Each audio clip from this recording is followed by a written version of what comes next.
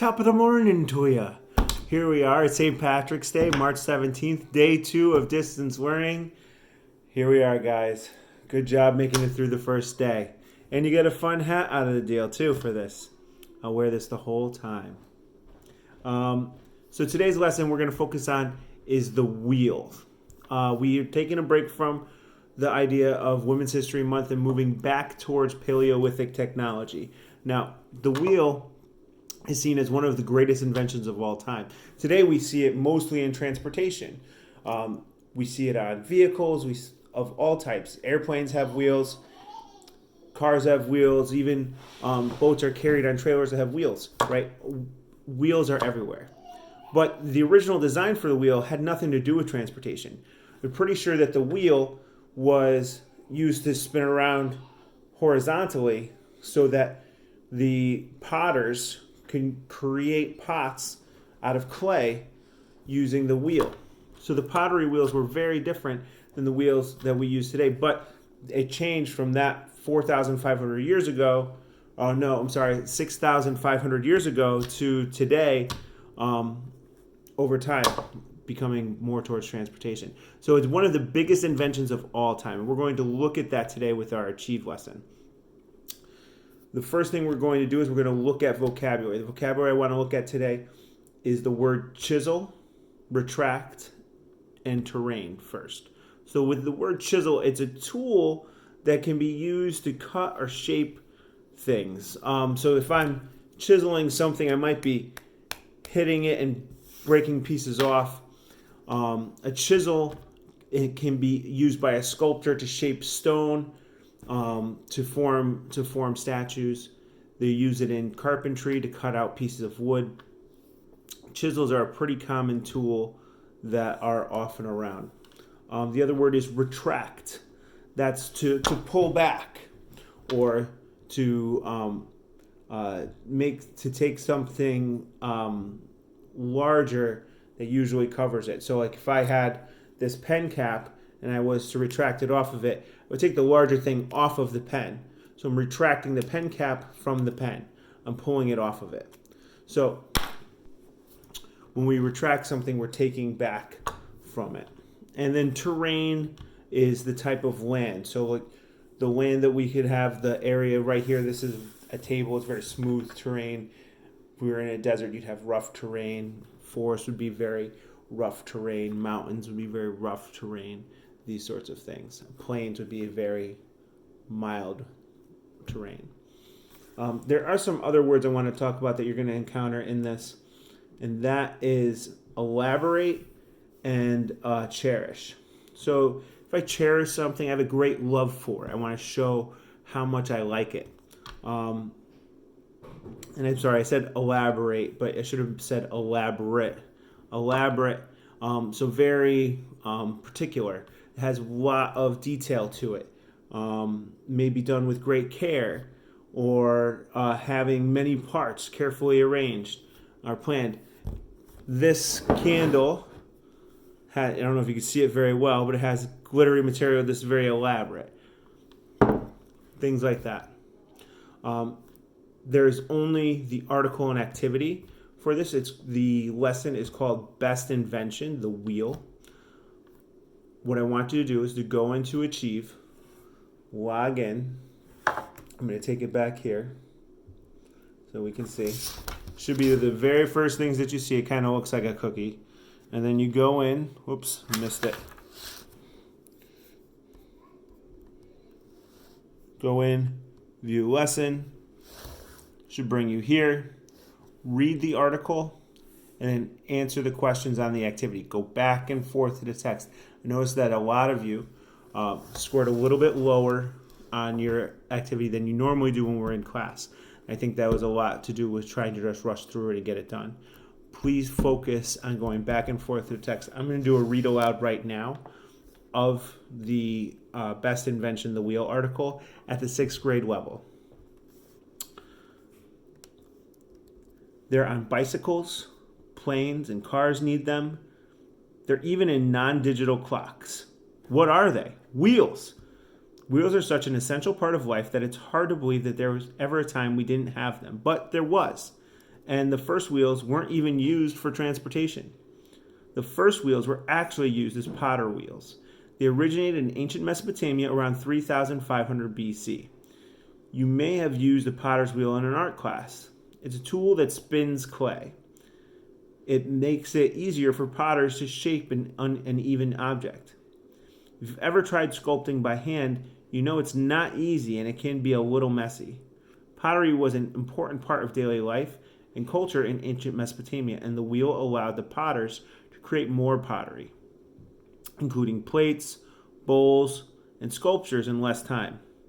It seems crazy, but it took about 300 years after the potter's wheel for people to start using them on wheels on carts and chariots. What's more, it wasn't until about 600 to 400 BCE, close to 3,000 years later, that people started using wheelbarrows in ancient Greece to help with jobs and chores. And you thought it took forever for each new phone to come out. Though the design of the wheel itself isn't really elaborate. It's normally used with an axle, that's a pole that runs through the wheel, letting it effectively move an object around like a tire on a car. The challenge was to chisel and shape all of those parts by hand with ancient technology and make the whole thing run smoothly.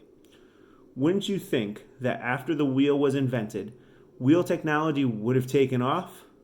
Especially after a few thousand years? You'd think people would have been cruising around on ancient wheelie shoes. But the early wheel had limitations. In places like the Middle East and North Africa, camels were already an easy and fairly reliable way to get around, even if they do like to spit all over their riders. But early wheels required flat, stable surfaces. Sand or uneven or wet terrain could sink a wheel and could leave a person stranded. Four-wheel drive didn't come around on ancient carts and chariots. The wheel would become a huge deal once other technology caught up. People eventually invented ways that wheels could be powered by people, animals, or flowing water. Over time, wheels became important in agriculture and irrigation, water wheels. With any technology, the newest models tend to be upgrades over the older ones. Have you seen the earliest cell phones? They're as big as heavy bricks. Just as they did with phones, people kept upgrading and building on new ideas and uses for the wheel. The first bicycle and its two wheels came along in 1817. Shortly after that, in 1885, Carl Benz invented the first car. In 1911, retractable wheel landing gear for airplanes was invented. So the next time you're pedaling along or riding on the school bus, remember the potters thousands of years ago invented the technology that helps you make it to school and roll through your day. Just like last time, I want us to make sure that we're doing the annotations, looking for the answers in the text. I'm going to do the first one with you. So as I scroll up here, let me see. Okay. Let me make it so you guys can see. I'm going to hit the activity. So it's not super clear, but you should be seeing the same question from me if you're reading on the 6th grade level. So my question here is, select the letter of the correct answer. The article primarily discusses, and it's A, how it took about 300 years after the invention of the potter's wheel for people to begin using wheels for transportation. That is mentioned in the article. I'm not sure if that's what it's mostly about, so I'm going to say that that's not what it primarily discusses. How potters created the first wheel, which was used to spin clay to make it easier for them to shape their bowls and sculptures. Now, that's definitely what the first wheel was. So 1 and 2 seem like answers that are in the text, but I don't know if that's what it's all about. C, now people have invented wheels for use in agriculture, can be powered by people, animals, winds, or flowing water. Also mentioned in the text. So all 3 of these so far mentioned in the text. All parts of the wheel and its kind of evolution changing, like those cell phones that they talked about.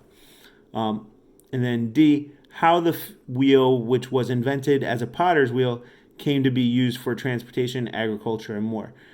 Now, D is talking about how the wheel can be used to do all of these things. And that's basically what this whole article is about, is how the wheel transforms. So what I'm going to do is I'm going to go back to the text. I don't have a touchscreen. I keep forgetting that. I'm going to go back to the text, and I'm going to look through. So here I have the first wheel was actually a potter's wheel. That was option B. So here I highlighted it. That's in the second paragraph. As I scroll down, the third paragraph, first sentence, it says, it seems crazy, but it took about 300 years for the wheel to be started using on carts and chariots. That was option A. And if I go down all the way to the bottom, I will see that it was even used in water wheels in agriculture in the third to last paragraph here, which I highlighted. So annotating this, I was able to find all those things. I see how the entire article follows this process by finding all these things in the text. My answer is actually not a sentence from the text, but more of a main idea about the entire story. So what this primarily discusses is the main idea. So I'm going to go back to my activity and see if I'm right. Here I am at the activity. I'm going to go and choose D.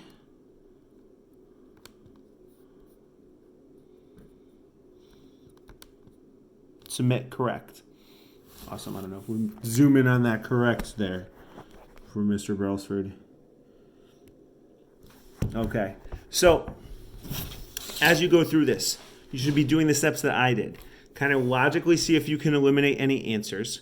Go back to the text and then annotate the text to see where you have evidence to prove that you're right. Once you've done that, go back to your answer and hit point D. Now, a lot of you guys don't know this. I know sometimes Mr. Gray has mentioned it. If you go through too fast, it lets us know. And I saw a lot of people with exclamation points next to their name, which means that you guys are going through it very, very quickly.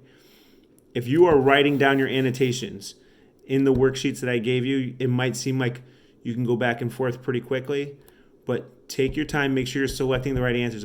Our total scores were pretty low yesterday, so go back and forth between the text. Also, some things that you guys mentioned to me in the survey, it was hard to access the notes for some people.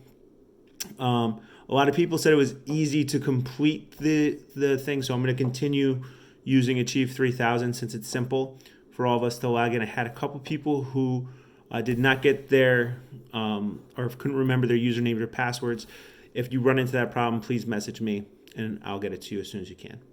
All right, guys. Thanks. Hope you guys have a great St. Patrick's Day, and I will see you tomorrow. Bye.